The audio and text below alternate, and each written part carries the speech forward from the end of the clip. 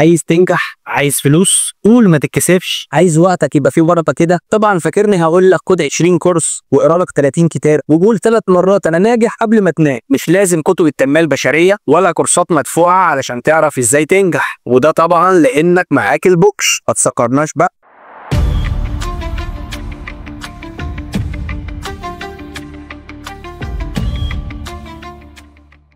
بما انك بقى عرفت غلطك، تعالى بقى علشان عايزك في موضوع مهم. النهارده هحكي لك قصه واحد بدأ من الصفر. ايوه زينا بالظبط، ومش قصص افلام. مفيش لا راس مال ولا واسطه ولا حتى حد يدعم، ومع ذلك حقق نجاح مش طبيعي. قصة تاريخية. قصتنا بتحكي عن صحابي جريء وهو سيدنا عبد الرحمن بن عوف، واحد من أغنياء الصحابة وأغنياء الجنة كمان. بس السؤال الذي يطرح نفسه حاليا، إزاي؟ دلني على السوق. عنوان غريب صح؟ شوقتنا أنا بوكش، عايزين نسمع القصة. هات نسكافيه بس المصري مش المقاطع، أو أقول لك هات شايك وتعالى نسمع القصة. سيدنا عبد الرحمن بن عوف لما وصل المدينة كان فقير جدا. الله، امال ازاي قلت لنا من شويه ان هو اغنى الاغنياء؟ اكيد ملهاش حته اثار ولا حد امين يصرفه. لا طبعا، هو ما كانش مستني صدقه ولا مساعده، رغم ان صاحبه سعد بن الربيع عرض عليه نص ماله لكنه رفض.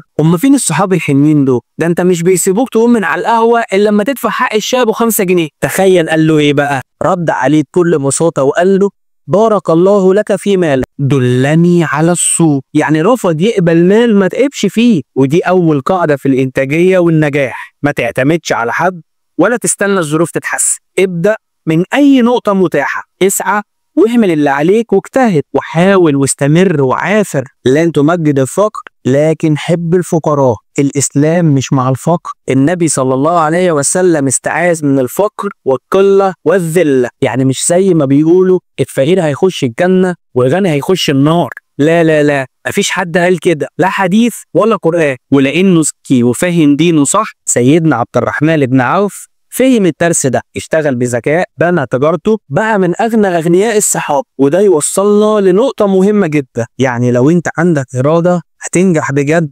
وخليك دايما عارف ان على قد مجهودك ربنا بيكافئك. يعني تسعى وخلي بالك ان مهما اغتنيت لازم تبص للفقير. وده اللي عمله سيدنا عبد الرحمن، واللي برغم ثروته اتعرف باسم عوف الفقراء لانه كان دايما يساعدهم. وهو ده اللي بنقول عليه التوازن الصح. تكسب لكن ما تنساش حد غيرك، ومش هينقص منك.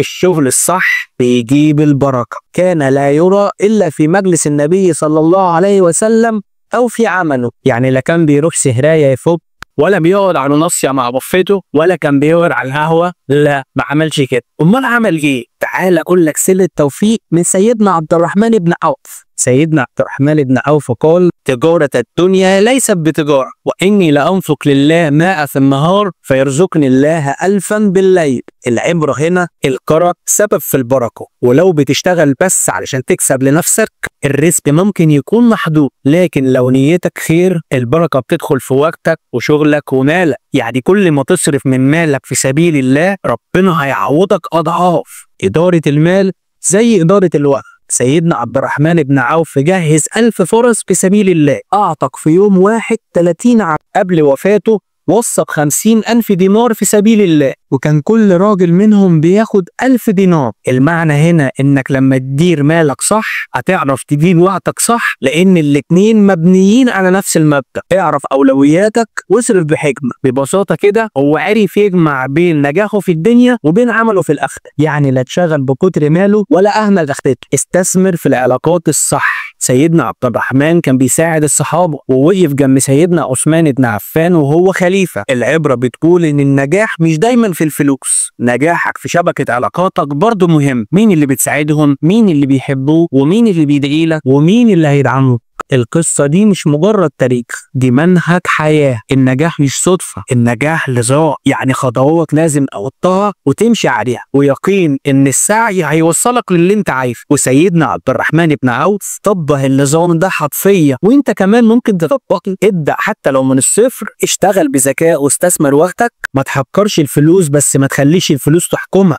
وخليك عارف ان الكرم سر البركة، وصاحب الناس الصح واستثمر في علاقات. فكر كده ايه الحاجة اللي ممكن تبدأ فيها النهاردة؟ السوق فين بالنسبة لك؟ دل نفسك عليه وابدأ الرحلة. وكده البوكش لخص وخلص. وبكده يا بطل لو الحلقة عجبتك ما تنساش تعمل لايك والاشتراك وتفعل الجرس علشان تشوف الحلقات اللي جاية. سلام.